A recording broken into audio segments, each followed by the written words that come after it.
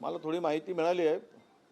आता पोलीस काय ते सगळी चौकशी करत आहेत, त्यामुळे मला या संदर्भात फार काही कोणावर आरोप करायचे नाही. पण झालेली घटना, चाकू तलवारी बंदुका वगैरे घेऊन नगरसेवकांना अडवून पळून याचं काही असा प्रकार तर मला काही लोकांनी सांगितलं. याच्यामागे कोण आहेत, काय आहेत, हे सगळी चौकशी पोलीस करतील.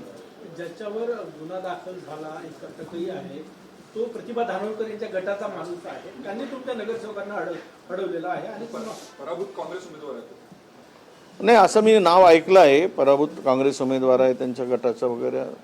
पण आता ते वस्तुस्थिती मी काय घेतली नाही माहिती, आणि मला संपूर्ण माहिती घेतल्यावरच मी बोलू शकेल. मला या संदर्भात पूर्ण माहिती नाही आहे, कोण आहेत, गुन्हेगार काय आहेत, कोणाच्या जवळचे आहेत, याबद्दल अद्याप पूर्णतः स्पष्टता नाही आहे. इतका का टोकाचा संघर्ष इथपर्यंत का पोहोचला? चला पुढे विषय. काल अजितदादांच्या निधनानंतर आता दोन्ही राष्ट्रवादी एकत्रित येणार या चर्चा होत्या. तुम्हाला काय वाटतं तर त्या चर्चा कुठे जाईल आणि सुनेत्रा पवार यांना उपमुख्यमंत्री करावं, राष्ट्रवादीचं नेतृत्व द्यावे अशी देखील मागणी समोर? नाही, असं आहे की तो त्यांचा अंतर्गत प्रश्न आहे. राष्ट्रवादीने एकत्र यावं न यावं, पण मला वाटतं की दोन्ही राष्ट्रवादींनी आम्हाला वाटतं, महाराष्ट्रातील अनेक राजकीय नेत्याला वाटतं की दोन्ही राष्ट्रवादी एकत्र यावेत, दुभंगलेली मंत्र जुळावीत. आता दादा तर नाही आहेत, अशा परिस्थितीमध्ये एक कुठलाही पक्ष असेल ते पक्षाची ताकद एकवटावी आणि महाराष्ट्रातील जनतेला त्या पक्षाकडून काय अपेक्षा आहेत त्या अपेक्षेच्या पूर्ततेसाठी आणि अनेक त्या विचाराशी जोडले आहेत, तो विचार पुढे घेऊन जाण्यासाठी दोन्ही राष्ट्रवादींनी एकत्र आलं पाहिजेत असं मला वाटतं. आता तो त्यांचा प्रश्न आहे की ते कसे एकत्र येतील आणि कुठल्या मुद्द्यावर एकत्र येतील. हा कारण शरद पवार साहेबांनी पवार कुटुंबीय आणि त्यांची संपूर्ण फॅमिली, भाऊ बहिणी सगळ्यांना खूप छान एका माळेमध्ये बांधण्याचं काम केलं आहे. खरं म्हणजे खूप छान त्या कुटुंबाला सांभाळलं असं म्हणता येईल. आता ही जबाबदारी अर्थात पवारसाहेबांचं वय लक्षात घेता या युवा पिढीने सगळी जबाबदारी घेऊन पक्षाची दुभरा एकत्रितरित्या सांभाळली पाहिजे, असं माझं मत आहे वैयक्तिक. मुख्यमंत्री पदासाठी सुनेत्रा पवार यांचं नाव सध्या चर्चेत आहे, आघाडीवरही आहे. राष्ट्रवादी काँग्रेस आज मुख्यमंत्री देवेंद्र फडणवीस यांना त्याबाबतचा प्रस्तावही दिला जाऊ शकतो, खात्यांबाबतही प्रस्ताव दिला जाऊ शकतो. हो, ते जर उपमुख्यमंत्री होतील तर तो पक्षाचा आणि त्यांनी राष्ट्रवादी अजितदादा गटांचा निर्णय आहे. कोणाला मंत्री करावं, कोणाला उपमुख्यमंत्री करावं, त्यांचं तसंही एक पद रिक्त आहेच मला वाटतं, मंत्रिपद. आणि सुनेत्राताईंना जर ते उपमुख्यमंत्री होत असेल तर पहिली उपमुख्यमंत्री महिला होते आहे, याचा निश्चितच आम्हालाही आनंद आहे. एका महिलांना प्रथमतः पहिल्यांदा ही संधी उपमुख्यमंत्री पदाची मिळते आहे. नक्कीच एक चांगली गोष्ट होईल असं मला वाटतं. भाऊ, 1 तारखेला बजेट सादर होणार आहे, मात्र त्या अगोदर एक सर्वेक्षणाचा अहवाल आलाय की लाडकी बहीण सारख्या ज्या योजना आहेत त्याचा मोठा कोटा जो आहे तो या ठिकाणी बसतोय असं अहवाल, त्यामुळे राज्य डेफिसिट नाही, आर्थिक संरक्षण अहवालामध्ये तर पूर्ण राज्याचं वाटोळच केलं आहे, दिवाळखोरीच निघाली आहे. निवडणुका जिंकण्यासाठी हे जे काही पंतप्रधान मोदींच्या भाषेत सांगायचं झालं तर रेवडी, आता रेवडी म्हणाले ते रेवडी वाटून म्हणतायत, तर स्वतःच रेवडी वाटत आहेत. ती रेवडी वाटूनच या निवडणुका फिरवल्या जात आहेत. आणि त्यामुळे राज्याची एकूण आर्थिक स्थिती न बघता निवडणूक जिंकून सत्ता संपादनासाठी, सत्ता मिळवण्यासाठी राज्याचं वाटोळं करायचा अधिकार यांना दिला कोणी? आणि निवडणुकीच्या तोंडावर हे सगळे निर्णय होतात आणि निवडणुका जिंकल्या जातात. खरं तर निवडणूक आयोग काय करतं? आचारसंहितेच्या अगोदर अशा प्रकारच्या ज्या घोषणा होतात त्यावेळेस निवडणूक आयोगाची भूमिका ही कठोर असली पाहिजे. पण ते निर्णय निवडणूक आयोग घेऊ शकत नाही, किंवा निवडणूक आयोग आता हे सरकारचं बाऊलं झालेलं आहे, त्यांच्या हाताचं खेळणं झालेलं आहे सत्ताधाऱ्यांच्या. त्यामुळे आज राज्य दिवाळखोरीकडे निघालं काय वाट लागली काय? यांना खुर्ची महत्त्वाची आहे. महाराष्ट्रातील जनतेची मतं मिळवण्यासाठी त्यांना माहीत आहे की शॉर्ट मेमोरीवाले लोक आहेत. आपण 10,000 देऊ, 5,000 देऊ, बिहारमध्ये 15,000 दिलेत, मतं घेतलीत आणि सत्तेवर बसलेत. इथे सुद्धा लाडकी बहीण आणत असताना त्याचा विचार लाडकी बहिणीचा करत असताना राज्याची आर्थिक स्थिती मजबूत करण्याची आवश्यकता होती, रिसोर्सेस वाढवण्याची आवश्यकता होती, पण ते काही केलं नाही. त्यामुळे राज्याची वाट लागली. अनेक अशा योजना आहेत, पुन्हा कर्ज काढलं जात आहेत इन्फ्रास्ट्रक्चरच्या नावाने. म्हणजे समृद्धीचा विस्तार होतो आहे, शक्तीपीठ होते आहे, याला कर्ज काढले जात आहेत. MMRDAच्या माध्यमातून अनेक प्रोजेक्ट हाती घेतले आहेत, MSRDCचे अनेक प्रोजेक्ट हाती घेतलेले आहेत. त्यामध्ये करोडो रुपयांचा निधी आहे आणि हा निधी येण्यासाठी कर्ज काढावं लागतं आहे. कर्जाची उद्या आर्थिक मागच्याच बजेटमध्ये साधारणतः डिफिसिट बजेट हा 60,000 कोटीच्या आसपास होता. आता तर पुन्हा वाढत गेलेला आहे. अनेक योजना सरकारला राबवत असताना आता बंदच कराव्या लागतील आणि डेव्हलपमेंटच्या कामालाही कात्री लावावं लागेल. रस्त्यात पडून लोकांचे जीव गेले तरी चालतील, खड्डे बुजवण्यासाठी सुद्धा यांच्याकडे पैसे शिल्लक राहणार नाही, अशी स्थिती राज्याची होणार आहे. विरोधी पक्ष नेते पदाबाबत एक या अधिवेशनात कायदा आणण्याची शक्यता आहे. सामनानं त्याबाबत छापलेला आहे. संख्या निश्चित केली जाणार असल्याची नाही, परवा मी उद्धवजी ठाकरे साहेबांच्या बरोबर बोलताना असा एक ड्राफ्ट तयार होता, याची माहिती मी त्यांच्याकडे दिली. खरं तर यामध्ये राज्याला कायदा करण्याचा अधिकार आहे का? कारण विरोधी पक्ष घटनात्मक हे पद आहे आणि त्या संदर्भातला निर्णय केंद्र सरकारच्याकडे असायला पाहिजेत. केंद्रातल्या कायद्यामध्ये काय तरतूद किंवा बदल व्हायला पाहिजेत. आता उपमुख्यमंत्रीपद हे काय आहे? हे कुठल्या संविधानिक पद आहे? हे कुठल्या घटनात्मक पद आहे? याला काहीच आधार नाही. जर तुम्ही उपमुख्यमंत्री पद नेमता, 2-2 नेमताय, तेही कुठलाही संविधानिक तरतूद नसताना, घटनेमध्ये तरतूद नसताना, आणि हे जर असंविधानिक आहे तर विरोधी पक्षनेता 10% आमदार नाहीत म्हणून त्यावर संशोधन करण्याची गरज काय? किंवा त्यामध्ये अमेंडमेंट करण्याची गरज काय? नवीन बिल आणण्याची गरज काय? याचा हे सगळं बघताय. त्यांना विरोधी पक्ष नको आहे आणि महाराष्ट्र लुटण्यासाठी कोणालाही त्यात आडवं येऊ देऊ नये, ते त्याच्यामध्ये अडथळे येऊ नयेत, अडचण ठरू नये. पूर्ण महाराष्ट्र लुटून खाताना ही सरकारची भूमिका आहे असं मला वाटतं. अर्थ आणि नियोजन खातं भाजपकडे जाण्याची शक्यता आहे आणि यंदाचा अर्थसंकल्प देखील मुख्यमंत्री मांडतील अशी चर्चा सुरू आहे. तर ते खातं आता भाजपकडे जाईल अशी जोरदार चर्चा. नाही, तर त्या कोणाला काय द्यावं, कोणाला काय देतील, तो त्यांचं खरं म्हणजे मला विचारून याचं उत्तर माझ्याकडे नाही. पण एक आहे की भारतीय जनता पक्षाला सगळंच पाहिजे. आता हे ठेवले आहेत व्यवस्था म्हणून, नाहीतर हे बिना खात्याचे मंत्री उद्या करून टाकतील राष्ट्रवादी आणि शिंदे गटांना, आणि म्हणतील की तुम्ही मंत्री आहात ना, झाला तरी त्यांच्या मंत्र्यांना कुठला अधिकार आहे. त्यामुळे उद्या अर्थ खातं जर मुख्यमंत्र्यांकडे जात आहे, पहिलेच त्यांच्याकडे ऊर्जा आहे आणि त्यांच्याकडे होम आहे, मला वाटतं की 3-4 JAD आहे, अशी मोठमोठी खाती आहेत आणि महाराष्ट्रभर त्यांना दौरे करावे लागतात. निवडणूक प्रचारामध्ये सर्वाधिक फिरतात मुख्यमंत्रीच फिरतात. देशामध्ये नरेंद्र मोदी फिरतात आणि राज्यामध्ये पाहिलं तर सर्व राज्याच्या मुख्यमंत्र्यांचं काढलं तर मुख्यमंत्री जास्त दौरे करतात निवडणुकी जिंकण्यासाठी. एरवी करतात नाही मला माहीत नाही, पण निवडणूक जिंकण्यासाठी सर्वाधिक दौरे मुख्यमंत्र्यांच्या महाराष्ट्रात दिसतात. मग अशा वेळेस ते एवढ्या डिपार्टमेंटचं एवढे खाते सांभाळत असताना त्या खात्याला न्याय, होम डिपार्टमेंटचं आता एवढा मोठा खाता आहे, ते पाहिलं आपण राज्यातली कायदा सुव्यवस्थेची काय स्थिती निर्माण झाली. कोळ्या बालिकेवर अत्याचार होताना आपण पाहतोय. हे सगळ्या घटना हेच सांगतात की यामध्ये व्यवस्था संपूर्ण कोलमडली आहे. आता अर्थखातं घेऊन जर सुधारत असेल तर तो आनंद आहे. भाऊ, सुषमा अंधारेंनी धोक्यावरती प्रश्न उद्भवलेला आहे, विचारलेला आहे आणि म्हटलं की धोका जर म्हणतात तर CCTV मध्ये इमान कसं दिसतं? नाही, मला तरी वाटत नाही. काल मी सकाळी 8:15 मी बारामतीमध्ये काल होतो. पूर्ण जे विजिबिलिटी होती, ज्याला दृश्यमान्यता म्हणतात, ते संपूर्ण स्पष्ट होतं. त्यामुळे तिथून काही आणि तिथल्या दिलेल्या माहितीनुसार 3000 मीटरपर्यंत विजिबिलिटी क्लिअर होती, दृश्यमान्यता क्लिअर होती. 3000 मीटर म्हणजे 3 किलोमीटर होते. 3 किलोमीटरपर्यंत जर पूर्णतः विजिबिलिटी क्लिअर होती तर त्याला ते अडचण आहे असं मला वाटत नाही. आणि त्यामुळं असं म्हणणं चुकीचं आहे. या संदर्भात नक्कीच उच्चस्तरीय चौकशी झाली पाहिजे. लोकांच्या मनामध्ये अनेक प्रकारचे प्रश्न आहेत.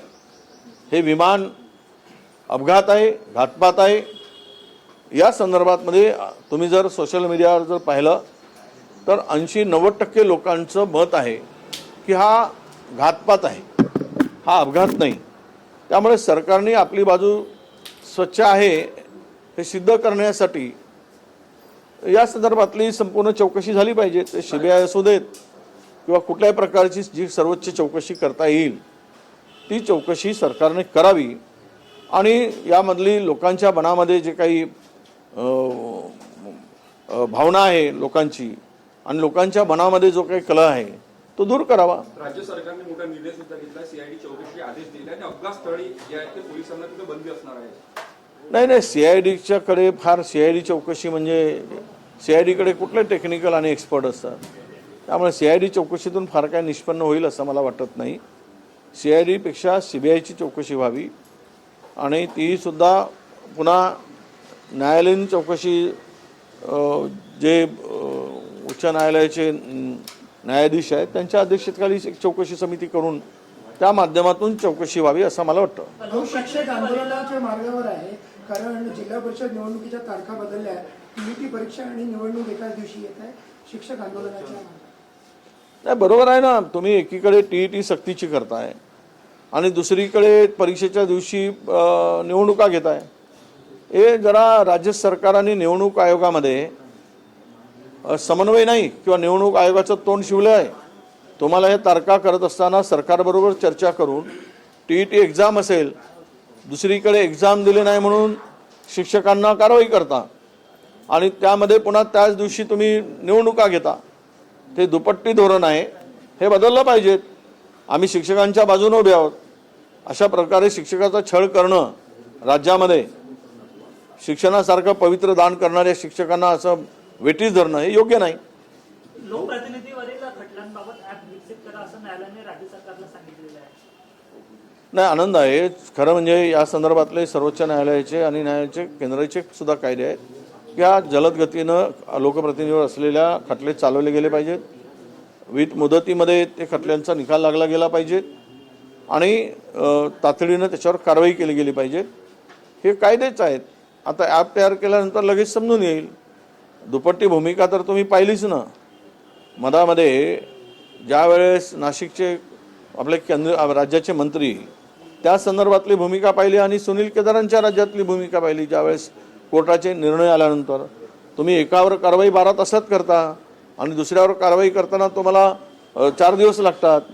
यातून तुमची इमानदारी आणि तुमच्यामध्ये असलेली बेईमानी हे दिसते की किती तुम्ही द्वेषपूर्ण आणि त्या कायद्याची पायमल्ली करून तुम्ही निर्णय घेता. दबावापोटी दबाव टाकून, प्रेशर टाकून आणि सत्तेचा वापर करून हे दिसून पडतं. त्यामुळे ह्या ॲपमधून लोकांच्या लक्षात येईल की कोणावर काय खटले आहेत आणि कशा पद्धतीनं त्यामध्ये कारवाई सुरू आहे. ही सगळी माहिती लोकांच्या पुढे आली पाहिजे. त्याची आवश्यकता आहे. विजय जी, चंद्रपुर में जो घटना घटी है, नगर सेवकों को किडनैप करने की कोशिश की गई, क्या है पूरा मामला? क्या किडनैप करने के लिए 2 लोग पहुंचे थे, अस्त्र शस्त्र लेके पहुंचे थे, क्या कांग्रेस के ही गुट के लोग हैं? विस्तार से बताएंगे. नहीं, मुझे अभी मैं तो नहीं था कल. मैं बारामती में था, अजय दादा के फनरल में था और आज मुझे पता चला, कल रात में ही मुझे पता चला. कुछ लोगों ने हमारे रिपोर्ट वगैरह दिया था. मैं कल लेट नाइट आया और रिपोर्ट वगैरह दी, ऐसे मुझे पता चला है. अब उसके बारे में पुलिस इन्वेस्टिगेशन कर रही है. क्या शस्त्र थे, क्या इरादा था, क्यों आए थे और गाड़ी हाईवे पे रोकने की क्या ज़रूरत थी, 8-10 गाड़ियाँ किसकी थी, कौन था सूत्रधार, किसके इशारे पर था, इसकी पुलिस जांच होगी और उसमें सच्चाई मुझे मेरे ख्याल से सामने आएगी, ऐसा मुझे लगता है. तो उन नगर सेवकों को आपने बुलाया था, मिलने के लिए आ रहे थे, रजिस्ट्रेशन कराने के लिए आ रहे थे और जिनको रास्ते में रोका गया? हाँ, ऐसा पता चला है कि वो लोगों को वो पूना से आ रहे थे, पूना से समृद्धि से आ रहे थे। कुछ गाड़ियाँ उनका पीछे फॉलो कर रही थी और बीच में रोक कर वर्धा टोल नाका के पास में रोककर वर्धा जिले के अंदर उनको धमकाया गया, उनको शस्त्र दिखाया गया और पीछे से जब एक गाड़ी पुलिस के गाड़ी जैसा एक गाड़ी आते हुए दिखी तब ये डर के भागने लगे। तब हमारे कुछ लोगों ने, कार्यकर्ता ने गाड़ी में बैठे वाले एक को खींचकर गाड़ी में डाला और गाड़ी स्टार्ट करके पुलिस स्टेशन में लगाई, ऐसा मुझे बताया गया है। अब इसके पीछे के जब आरोपी पुलिस क्लियर करेगी तब मैं प्रेस कॉन्फ्रेंस लेकर बात करूंगा, ये आरोपी किसके हैं, कौन से हैं, किसके विचारों से जुड़े हैं, किसके इशारे पर काम किया है, ये सब मैं सामने रखूंगा। आज मेरे पास में पर्याप्त जानकारी नहीं है, इसलिए मैं स्पष्ट रूप से बोलना नहीं चाहूँगा। कांग्रेस वहाँ पे 2 गुटों में बढ़ती हुई दिख रही है। अब तक महापौर के बारे में निर्णय नहीं हो पाया है। क्या इसके पीछे बीजेपी की भी रणनीति है? क्या बीजेपी भी हॉर्स ट्रेडिंग कर रही है कि जिस तरीके से घटनाक्रम हुआ है नगर सेवकों को किडनैपिंग का? नहीं, देखिए, किसी के पास में तो बहुमत नहीं है। 34 का आंकड़ा ना भाजपा के पास में ना कांग्रेस के पास में। ये जो बातें फैलाई जा रही है, कांग्रेस महापौर क्यों नहीं कर रही, अरे अपने पास में 3 लोग अपक्ष जोड़ने के बाद में 30 ही होते हैं, हमको भी 4 की जरूरत पड़ती है। अब ये 4 कहाँ से लाए, इसके बारे में वो काम होने की जरूरत है या हम लोग प्रयास कर रहे हैं। अब सवाल ये है कि जैसे कोई हमारे पास में मेजोरिटी है और हम लोग 2 गुट में बैठे, अरे भाई जादुई आंकड़ा ही नहीं है हमारे पास, ना भाजपा के पास में। वो है अपना अपना प्रयास कर रहे, हम भी अपना प्रयास कर रहे, वो भी अपना प्रयास कर रहे। रहा सवाल कि अभी मेयर बनाने का, तो आंकड़ा जुड़ जाने के बाद में मेयर बनेगा।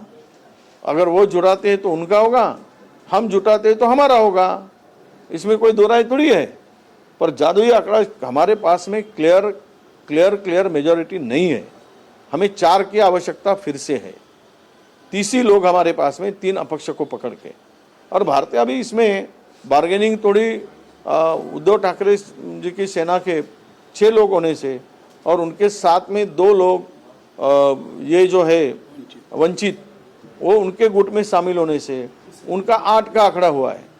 अब उनके पास में 24 है, एक अजीत दादा अपने शिंदे सेना का पकड़ के उनके साथ में, और 24 है।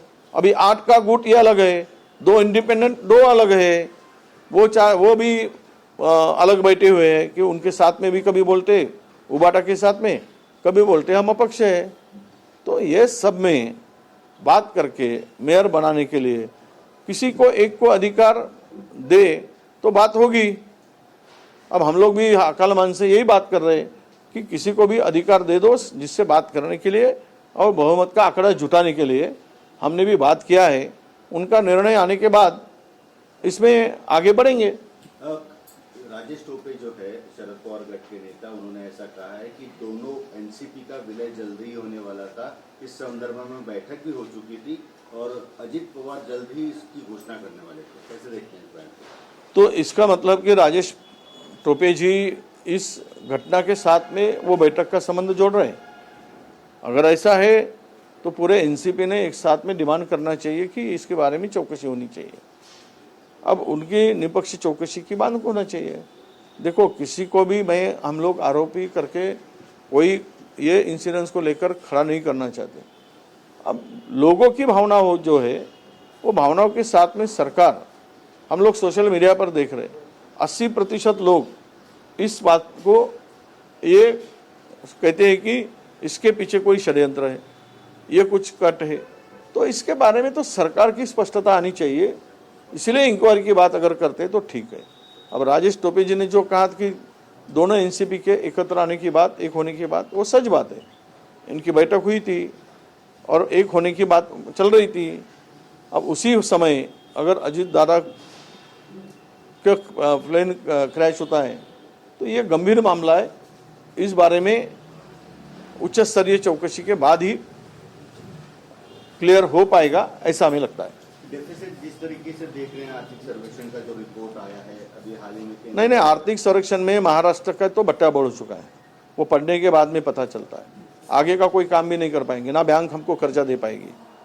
अब डिफिसिट का तो पिछले 2 साल से हम यही देख रहे हैं ना, जो बजट पेश हो रहे बड़ा लंबा डिफिसिट है, क्योंकि खर्चा ज़्यादा, इनकम कम, और इससे महाराष्ट्र ये पूरा फाइनेंशियली क्राइसिस में है, ऐसा भी पता चलता है।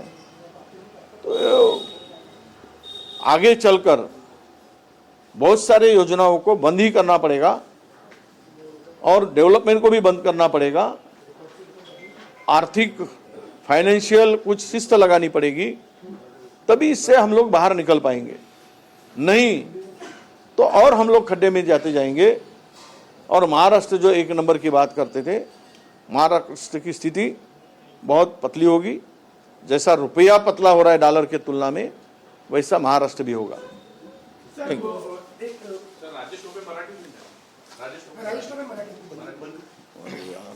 हां, नाही, राजेश टोपेजींचं म्हणणं जर असं असेल की दोनही राष्ट्रवादी एकत्र येणार आहेत, तर हे आम्हालाही माहीत होतं, दोन्ही राष्ट्रवादीची एकत्र येणार, यांच्या संदर्भात बैठक झाली, अजितदादांनीच त्या संदर्भात पुढाकार घेतला। आता ते जर म्हणत असतील की या बैठकीशी आणि एकत्र येण्याशी अजितदादांच्या प्लेन पडण्याचा संबंध आहे, क्रॅश होण्याचा संबंध आहे, तर मला वाटतं या संदर्भात चौकशीची मागणी एनसीपीने केली पाहिजे आणि स्पष्टता आणली पाहिजे। आम्ही कोणावरही कुठलाही आरोप करण्यापूर्वी जनतेचं मतसुद्धा लक्षात घेण्याची आवश्यकता आहे। आपण सोशल मीडियावर सगळं बघतो, 80-85% लोकांच्या मनात याबद्दल संभ्रम आहे, हा घातपात आहे की अपघात आहे। त्यामुळे सरकारनं उच्चस्तरीय चौकशी केली पाहिजे, यामागे काय कोणाचा हात आहे, कोणाचा सहभाग आहे की नाही आहे, हे संदर्भात सीबीआय चौकशी मी मगानी म्हटलं, किंवा न्यायाधीशाच्या अंतर्गत एक समिती करून अशी उच्चस्तरीय चौकशी व्हावी आणि यामध्ये सत्यता पुढे यावी असं आम्हाला वाटतं। सुमित्रा पवार को सीएम डीसीएम बनाने की बातचीत चल रही है, पहल शुरू की गई है, इसको किस तरीके से? नहीं, ठीक है ना, एक महिला अगर डिप्टी, महाराष्ट्र के इतिहास में डिप्टी सीएम करके एक लेडीज को विराजमान होते तो अच्छी बात है और उनका अधिकार भी है, उस बारे में निर्णय पार्टी को लेना है और बीजेपी को लेना है। अब कौन सा डिपार्टमेंट देना है ये भी निर्णय उनको लेना है। और दादा नहीं रहने के बाद अजित दादा, अब तो राष्ट्रवादी को हर तरह से तोड़ने की भी कोशिश हो जाएगी और वो करेंगे। पश्चिम महाराष्ट्र को एक सेकुलर नेता के रूप में अजित दादा ने अच्छी तरह संभाला था। अभी तो पश्चिम महाराष्ट्र में घुसने के लिए भाजपा को तो रास्ता क्लियर हो गया है और सबको पूरा पश्चिम महाराष्ट्र पे कंट्रोल करने के लिए वो क्या प्रयास रहेगा, तो इसीलिए उनको कमज़ोर करने के लिए हो सकता है फाइनेंस भी निकाल लेंगे। अब वो राष्ट्रवादी और वो तय करे क्या किसको देना है, वो तो हम उसमें इंटरफेयर नहीं कर सकते, ना हमारा अधिकार है। सर क्या लग रहा है सर, चंद्रपुर का जो सांसद है और आपका जो मनमुटाव बढ़ता जा रहा है, तो क्या लग रहा है कि पार्टी हाईकमान इस पे इंटरफेरेंस करे मेयर के चुनाव के लिए? नहीं, देखिए, इस बातों को कोई दोहराई नहीं है कि हमारे पास में क्लियर मेजोरिटी नहीं है। ये हवा में बात क्यों कर रहे हैं हम लोग? हमारे पास में 30 ही है सब मिलकर, हमें 4 की आवश्यकता है। अब ऐसे बताया जा रहा है कि हमारे पास में मेजोरिटी है और हम लोग मेयर नहीं बनाए जा रहे हैं। भाजपा को भी कम पड़ती है संख्या, हमें भी कम पड़ रही है। अब ये जुटाने की प्रयास करने की आवश्यकता है। अब है तो है ही नहीं है किसी का प्रयास, चाहे वो भाजपा कर रहे और हमारी तरफ हम कर रहे। अभी 8 लोगों का गुट बन गया है उबाटा और वंचित का, उन्होंने उनका प्रीपोल अलायंस है और ऐसे में उन लोगों ने इकट्ठा आकर अब उनके हाथ में बार्गेनिंग बढ़ गई है। जो इंडिपेंडेंस 2 है वो चाहते हैं कि जो मेयर बने वो उनको पूछकर बने, हम बोलेंगे वो बने, ऐसे वो दोनों चाहते हैं। तो इसीलिए ये सब पेच अड़ा हुआ है। राज सवाल वो वहाँ पे चंद्रपुर में जब ये कल हाईकमान बोले कि अमुक मेयर और अमुक ये, तो कल का कल प्रॉब्लम सॉल्व हो जाएगा। उसके लिए समय कोई ज़्यादा बिताने की आवश्यकता नहीं पड़ेगी।